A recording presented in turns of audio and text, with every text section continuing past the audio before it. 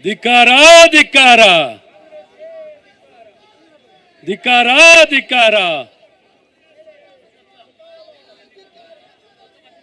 ಕರ ಧಿಕ್ಕಾರ.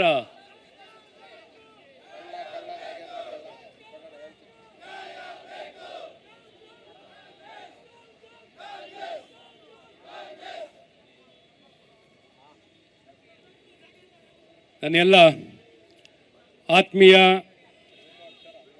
ಭಾರತೀಯ ಜನತಾ ಪಾರ್ಟಿಯ ಎಲ್ಲ ಕಾರ್ಯಕರ್ತ ಬಂಧುಗಳೇ, ಏನು ಇಂದು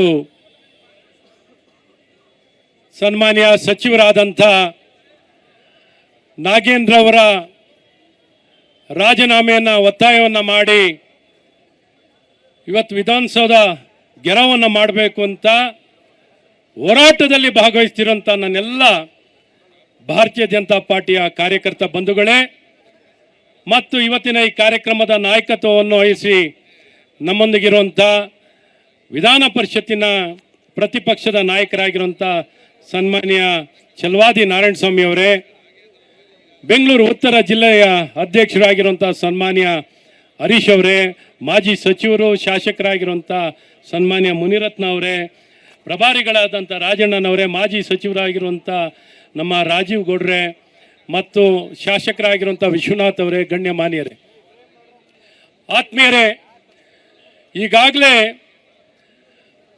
ಸನ್ಮಾನ್ಯ ಸಚಿವರಾಗಿರುವಂಥ ನಾಗೇಂದ್ರ ಅವರು ಭ್ರಷ್ಟಾಚಾರದ ಆಪಾದನೆ, ನೇರವಾಗಿ ವಾಲ್ಮೀಕಿ ನಿಗಮದ ಹಣವನ್ನು ಲೂಟಿ ಮಾಡಿದ್ದಾರೆ ಅನ್ನುವಂಥ ಆಧಾರಿತವಾಗಿಯೇ ಅಂದಿನ ಮುಖ್ಯಮಂತ್ರಿಗಳಾದಂಥ ಸನ್ಮಾನ್ಯ ಸಿದ್ದರಾಮಯ್ಯನವರೇ ಸದನದ ಒಳಗೆ ಒಪ್ಕೊಂಡಿದ್ದಾರೆ. ಹೌದು, 187 ಕೋಟಿ ಹಣ ವರ್ಗಾವಣೆ ಆಗಿಲ್ಲ, 87 ಕೋಟಿ ವಾಲ್ಮೀಕಿ ನಿಗಮದಿಂದ ಹಣ ವರ್ಗಾವಣೆ ಆಗಿದೆ, ದುರ್ಬಳಕೆ ಆಗಿದೆ, ಲೂಟಿ ಆಗಿದೆ ಅನ್ನುವಂಥದ್ದನ್ನ ಸ್ವತಃ ಸಿದ್ದರಾಮಯ್ಯನವರೇ ಒಪ್ಕೊಂಡ್ರು.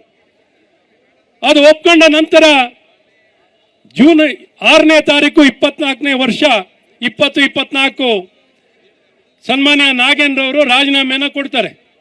ಏನಿ ಒಂದು ಆಪಾದನೆ ಆಧಾರಿತವಾಗಿ ಅವರ ರಾಜೀನಾಮೆ ಕೊಡುವಂಥದ್ದಾಗುತ್ತೆ. ತದನಂತರ ಅವರ ಬಂಧನ ಆಗುತ್ತೆ.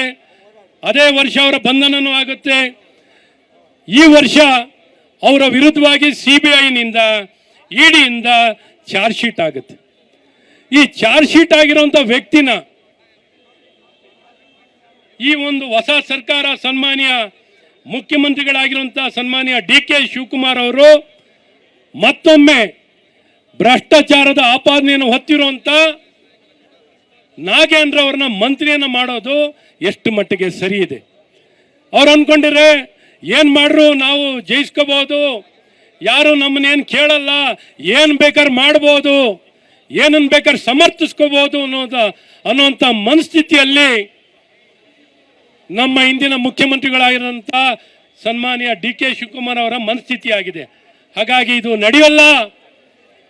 ಯಾವ ಒಬ್ಬ ವ್ಯಕ್ತಿ ಮೇಲೆ ಭ್ರಷ್ಟಾಚಾರದ ಆಪಾದನೆ ಇದೆ, ವಾಲ್ಮೀಕಿ ಜನಾಂಗದ ಹಣವನ್ನು ದುರ್ಬಳಕೆನ ಮಾಡಿದ್ದಾರೆ, ವಾಲ್ಮೀಕಿ ಜನಾಂಗದ ಹಣವನ್ನು ಲೂಟಿ ಮಾಡಿದ್ದಾರೆ, ದಲಿತರ ಹಣವನ್ನು ಲೂಟಿ ಮಾಡಿದ್ದಾರೆ ಅಂತ ವ್ಯಕ್ತಿಗೆ ಯಾವುದೇ ಕಾರಣದಲ್ಲೂ ಕ್ಷಮೆ ಇಲ್ಲ.